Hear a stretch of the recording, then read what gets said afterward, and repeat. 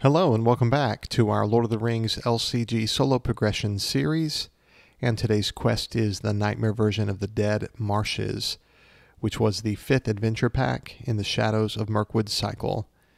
A quick reminder, in this series we're playing through each quest in chronological order of the game's initial release, and we'll only be using player cards that were available at the time of this quest release. I'm calling this deck As Quick as We Can, because of this quote from the Two Towers. When Sam and Frodo and Gollum are passing through the dead marshes, Sam says, "Come, Mr. Frodo, don't look at them." Gollum says, "We mustn't. Let's keep up with him and get out of this cursed place as quick as we can, if we can." And so we are going to try to rush this quest and win it as quick as we can. A couple of reasons why. Mostly, and we'll see in a minute, you can't lower your threat, and in this quest we're not allowed to, and so you can't turtle. You can't take 30 rounds or whatever to set your board state up and win. And so additionally, we don't want Gollum to leave play, because since we can't lower our threat, if he ever does leave play, we will threat out before we can possibly really feasibly get him. So the way to win this is to win before Gollum can be shuffled back into the encounter deck, which we'll see all that in a minute. But since we can't lower our threat's relatively low at 28. We're not worried about raising our threat to our advantage. Since we can't lower it, we're rushing. We are going to include Grima. Every other card is something we're familiar with now, except for Legacy of Numenor. This is a leadership zero-cost event with Doom 4, kind of a steep cost there, but the action that we take, add 1 resource to each hero's resource pool. I just have a couple of copies of that in this deck. Well, let's get to the quest and see how we do. We'll look at our opening hand, and always in my opening hand I like to see card draw. I mean, I have Mithrander's Advice. That's not so bad. I already have Ranger Spikes, which feels good. I think I'll keep this one. It could be worse. It's not the greatest opening hand, but it could be less consistent than what we have here. And the fact that we already have a Song of Kings is good. Okay, so with the Nightmare setup, we look at the Nightmare setup card. We remove the following cards in the following quantities from the original scenario deck, and then we shuffle in the Nightmare cards. And it says you are playing Nightmare mode. Players cannot reduce their threat, period. We can't do it. Then the setup tells us search the encounter deck for the Mirror of Dead Faces and add it to the staging area, then shuffle the encounter deck. So a question that is often asked and is really a little unclear is, this tells us do this during setup. Well, this tells us to do certain things during setup. So which one comes first? Because there's actually an issue where one influences the other here. So the way I play it, and I think what's intended, it's just never really been officially answered. As far as I know, the way I play it is we just do the setup. Any setup that would be on this card comes first. So setup says search the encounter deck for the Mirror of Dead Faces and add it to the staging area. Then shuffle the encounter deck. Here is the Mirror of Dead Faces. Really cool art to me. Threat of X. And X is a number of resource tokens on here, cannot leave the staging area. So if I put resource tokens on this, as I do, the threat climbs. If Gollum is not in play, any resource tokens that would be placed on Gollum are placed here instead. So here's Gollum, and Dragon Cards already has them out for us, but resource tokens can't be placed on Gollum. But eventually, Gollum could leave play. If he does, and it tells us to put resource tokens on Gollum, the Mirror of Dead Faces receives those resource tokens. And then forced, whenever Gollum enters play, if he's out of play, he comes back in, you would place 2 resource tokens on Gollum and then transfer whatever resource tokens were on the Mirror of Dead Faces over to Gollum. And so there's some interaction there that we won't see. We'll never see Gollum leave play. If we do, we've lost the quest. We're planning to rush this thing. If Gollum is ever discarded, if he's ever placed in the discard pile, shuffle him into the encounter deck. And that's really good, because if Gollum were ever to be, when he leaves play, he's shuffled into the encounter deck. In the old quest, he could come out as a Nightmare or as a Shadow card and be discarded into the discard pile, and it was just a real bummer. And so they've closed that loophole for us, at least. Into the Marshes says you have followed Gollum's trail for days and are now closing in fast pursuit. In a last-ditch effort to escape you, the creature has fled to the dead marshes. For setup, we search the encounter deck for Gollum and add it to the staging area. Here is Gollum. We've talked about him. Now let's look at his card a little more closely. If Gollum ever has 8 or more resource tokens on him, shuffle him back into the encounter deck. Now notice that it says add Gollum to the staging area. So before he wasn't in play, now he is, which interacts with this card here. No, with this one here, the Mirror of Dead Faces. After Gollum enters play, place 2 resource tokens on Gollum. And so that's why there's a question about which one would come first, because if we do this first, Gollum's already in play, then we add the Mirror of Dead Faces, no big deal. So it seems to me that this is what they're wanting us to do. So we'll do the more difficult way. Gollum already has 2 resources. So he's there. If he ever gets 8 or more, he gets shuffled into the encounter deck, and he's sort of a slippery fellow. We're trying to find him. And then if he were to come out as a shadow, this allows us to shuffle him back into the encounter deck rather than discarding him. And he's going to force us to take an escape test at the end of each quest phase. And this is the primary escape test we're worried about. We'll see that when that comes up. Now we have to reveal a card, and this can really sort of change the way the game plays. If it's an enemy, which is not what I want, then we're hoping that eventually we could get out Ranger Spikes and then use a Light in the Dark to push it back into the staging area, because we just don't really have the time or the energy or resources to really build up a heavy deck for attacking and defending. Let's see what we get. A Wisp of Pale Sheen. When revealed, place 2 resource tokens on Gollum. Any player may exhaust a lore hero to reduce this effect to 1 resource token. So if I want, I could exhaust Grima. I think we'll do it. Let's exhaust Grima, and that way it's just 1 token instead of 2. And so that's not bad. When we get treacheries, that's what I prefer during setup, because now there's no enemy. That's the worst thing. And then locations aren't horrible, but there's this threat to deal with. Okay, to progress, we just need 12 progress, and there's a long sentence here that we won't read. So resource phase. And we will exhaust Bearvor to draw 2 cards. Card draw is really crucial with this deck. And then we'll go ahead and spend a resource to pay for Mithrander's Advice. Draw 1 card for each hero you control with a printed lore resource icon. We control 2. So that'll draw us 2 cards.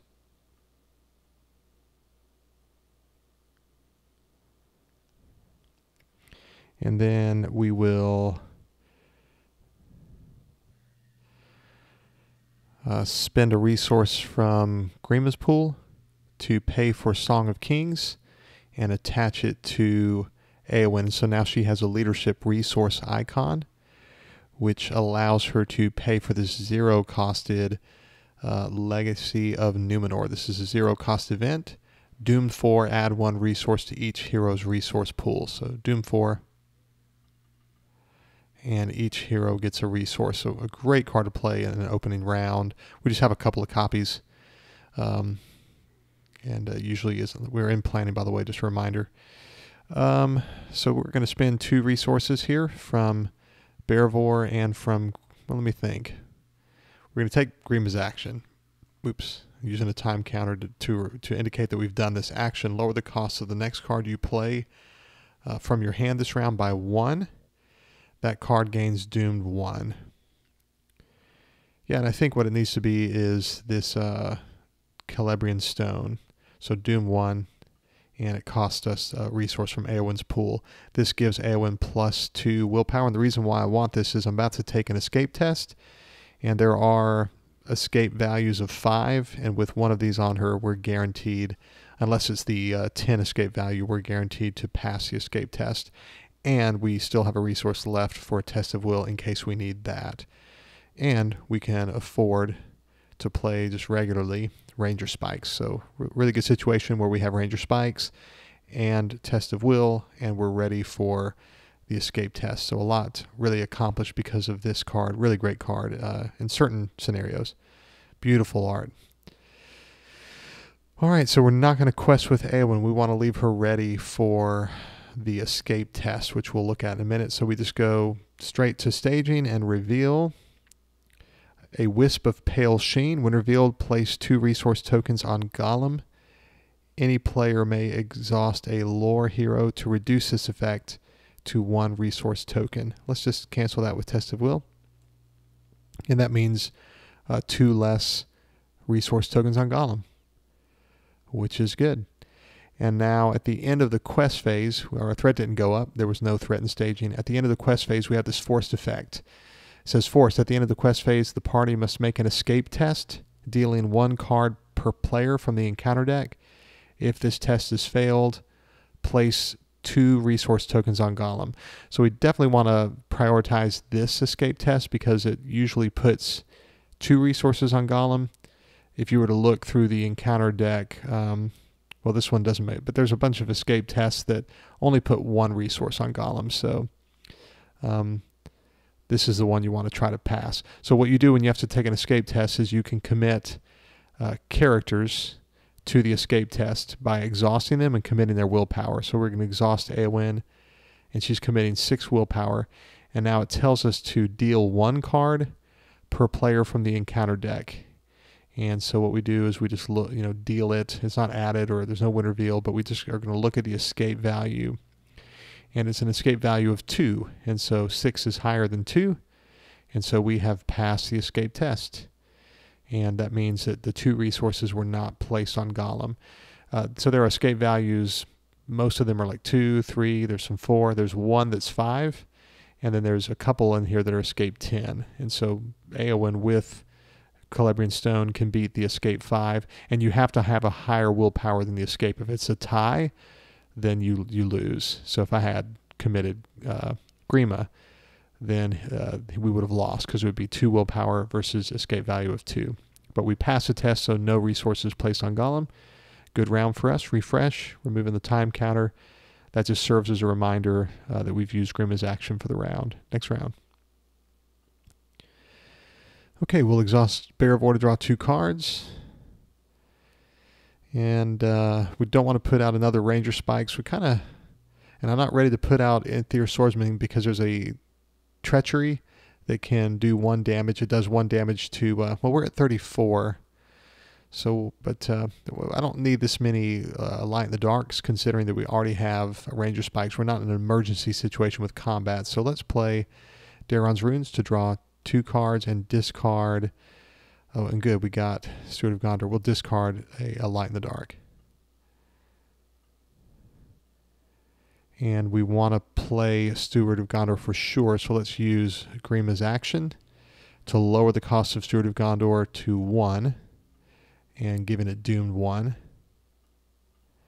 And we'll exhaust that to give Eowyn 2 resources.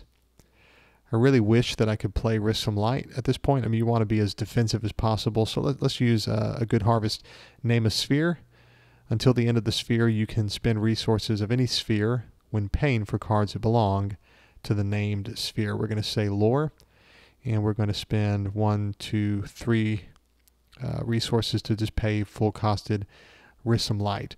Look at the top 3 cards of the encounter deck. You may select 1 card and move it to the bottom of the encounter deck. Return any unselected cards to the top of the encounter deck. So let's look at the top 3 and just manipulate this deck how we want to. All right, so one of these 3, next, stagnant Quagmire would have come out, and then we would have taken an escape test and passed, no problem. Same thing here. Since I already have a Ranger Spikes, it won't hurt us at all to have an ill-fated guard. So let's let this come out, and then we can let this be the card that's discarded to the escape test. Then the next round, we're not worried about a Treachery or some terrible enemy. So revealed and added, escape test, revealed and added next round. That's good. You don't have to move a card to the bottom of the encounter deck. That is optional. But I'm going to flip these. I'm going to use the F button to turn these face up because we are in solo. So we know this information that just tells us what the card is. We don't have to try to remember what it was. Technically, you're not supposed to do that, but in solo, I don't think it matters. In multiplayer, you wouldn't for sure, but in multiplayer, we know this information, so let's just take advantage of it. So we know when we take the escape test, we don't need Eowyn's willpower, so we're going to quest with her. And then we'll just use Grima for the escape test. So we reveal Ill-Fated Guard, and when he enters the staging area, Ranger Spikes attaches to it, and there's no threat. It says while Ill-Fated Guard is engaged with a player, that player cannot commit more than one character to each escape test. That's really brutal if he engages us, especially at the very end of the game with the really all-important final escape test. And so you don't really want to put Force Snare on this guy because that's really disabilitating. So that's where Light in the Dark comes in so handy. And Ranger Spikes. Like if you have one of these come out during setup, obviously it would engage you in the first round, but maybe you could get set up to play Ranger Spikes and then move him back into the staging area, and then he's out of play because of Ranger Spikes. So it's better than Force Snare due to this guy in particular. Okay, we were successful in the quest. Do we want to use Eowyn's action?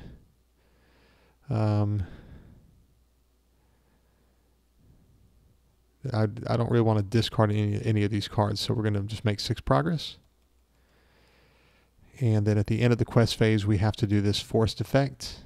The party must make an escape test, deal 1 card. We're going to commit Grima's 2 willpower, and the escape value is 0. There's no escape value on Marsh Adder. All right, things are going really well. Refresh, removing this time counter next round. Let's exhaust Bear of War to draw 2 cards. Okay, great. Here's Keys of Orthanc. Let's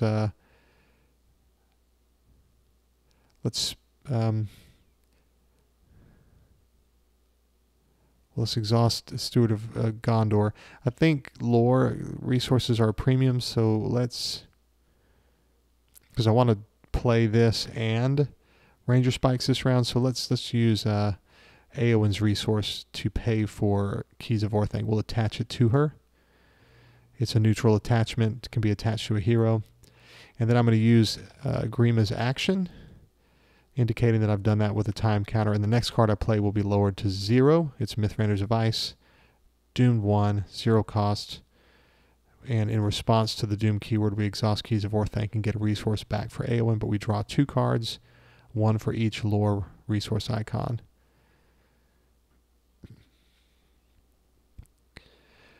Okay, and I thought about the fact that I would want to play Ranger Spikes this round, but we know that there's not an enemy being revealed. I just thought about that. So I don't want to... Well, since I know this is coming out, I'm not worried about that card. I think it's called Evil Storm that would kill my Aether Swordsman. I think we want to go ahead and let's just pay for Mythrander's of Ice, drawing 2 more cards. All right, some more card draw is good. Deep Knowledge, Doom 2. Let's draw 2 cards. All right, so a lot of good card draw there. Let's put out so that we can maybe, I think we can, let me do the math here. We've got 0 in staging. This is going to be 3. I need to make 6 progress plus 3. I need to make 9. 6, 7, 8, 9. Yeah, I think I'm going to play both copies of Aether Swordsman. Let's put them down here. And each one boosts each outlaw character you control by +1 willpower. So I need to quest for, this is going to come out Stagnant Quagmire. I'll quest for 3 and let me just do some math. So we're committing characters to the quest.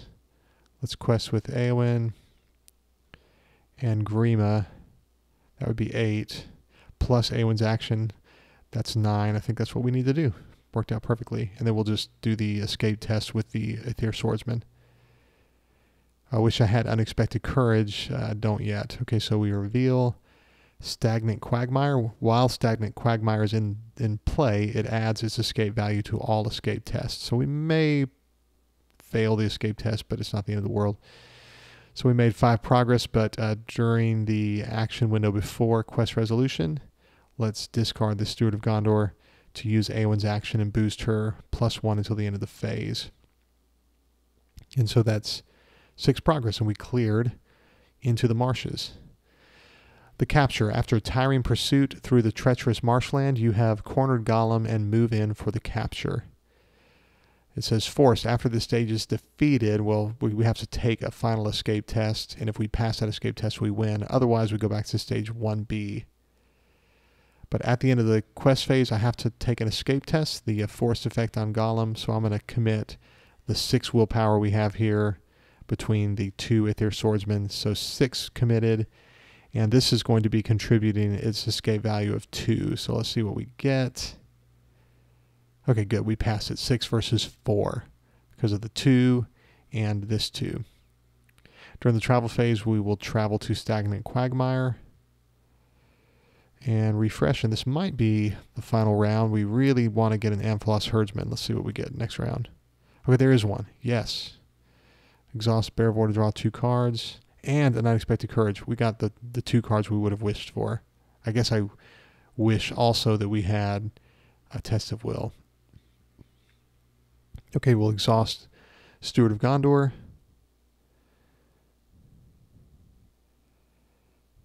And we will use Grima's action to put out a free Amphalos Herdsman. It's going to have Doomed 1. And in response, we exhaust Keys of Orthanc to give Eowyn a resource. And this is really good because if Evil Storm comes out, since I don't have Test of Will, these characters would survive. Really happy to see that. Or if we had things in the pools, then they would also survive. So this is crucial that we got this. It's also crucial for us to pay for an Unexpected Courage and attach it to Eowyn. Now she can commit to the quest and then be ready for the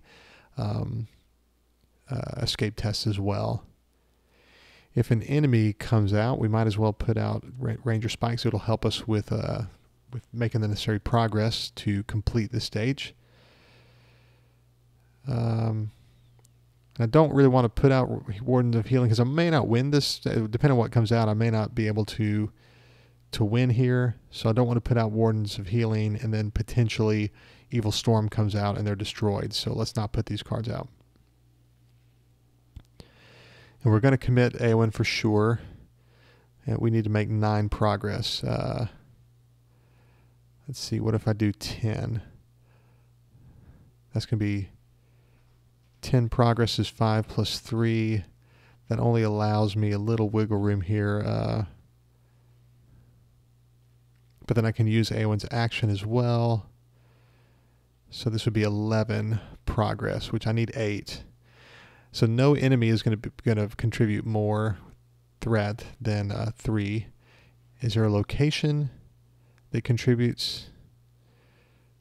I don't think there is, so I think we're safe. Let's go ahead and we'll leave the Aether Swordsman ready for the escape test. And if we don't quite complete the stage, it's not the end of the world. So but we're just trying to keep as much willpower available as possible.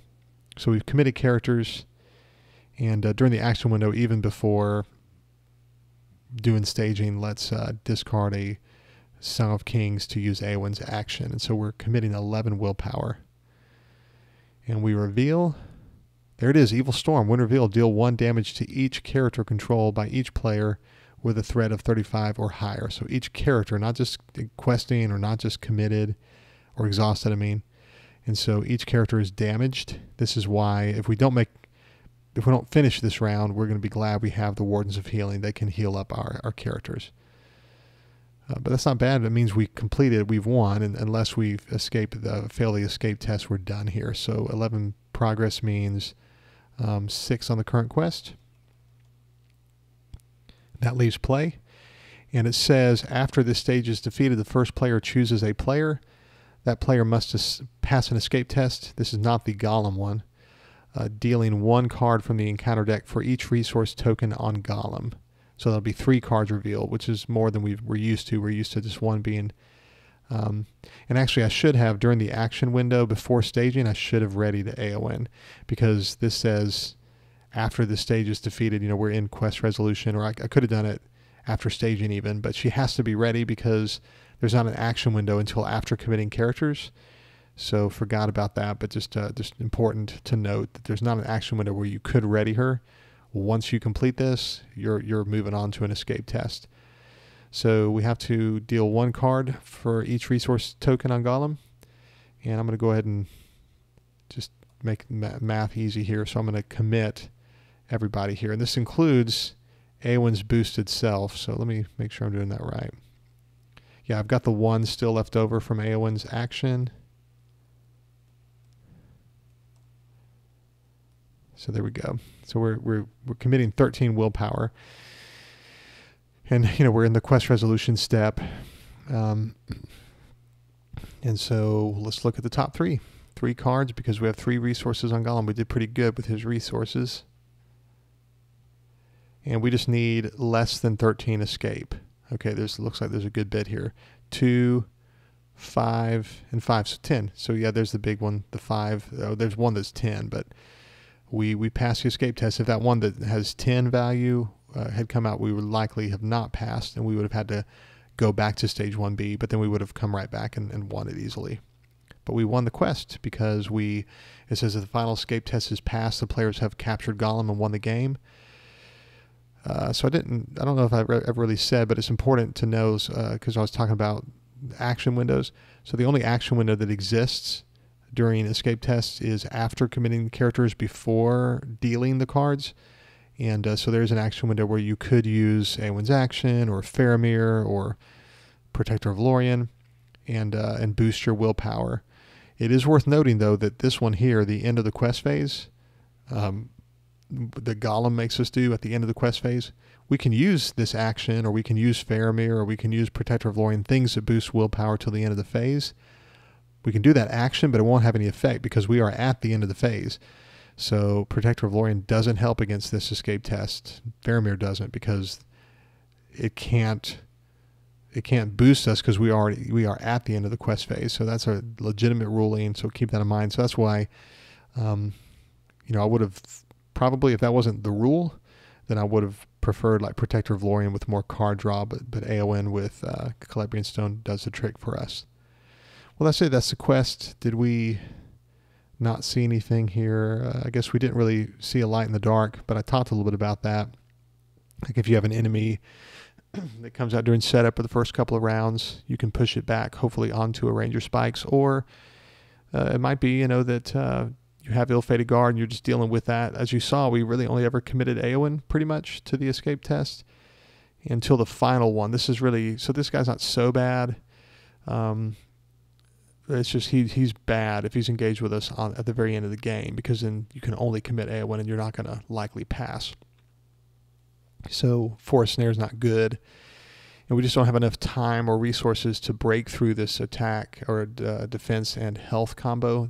All the enemies, let's just look at them real quick, because we were kind of spared one of those playthroughs with lots of enemies. Like Lost Soul of Lorien, such a cool card there. 5 attack.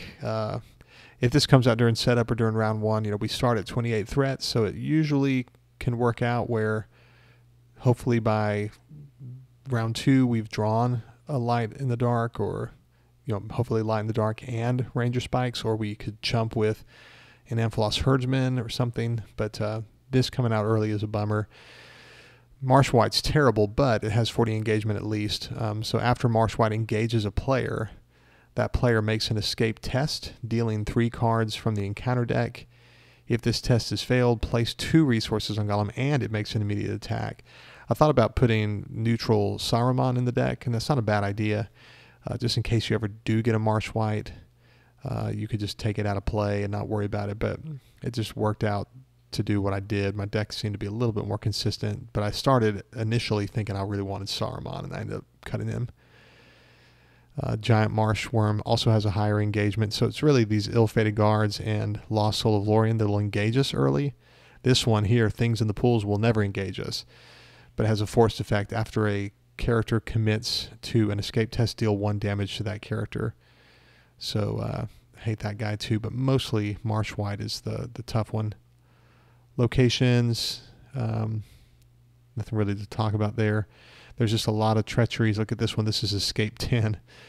But a lot of these, like if usually in some playthroughs, I'll have more Test of Wills available, and I just end up canceling these every staging, and it just becomes I've won in as quickly as 3 rounds if that happens. But that's it. That's the quest, and I hope you enjoyed that and that you'll continue on with me. Next quest is going to be a really tough one. Maybe the hardest quest other than Escape from Dol Guldur so far in the progression. It's Nightmare Return to Mirkwood, and really excited about showing you the deck that I built against that. As always, thanks for joining me. Hope you have a great day.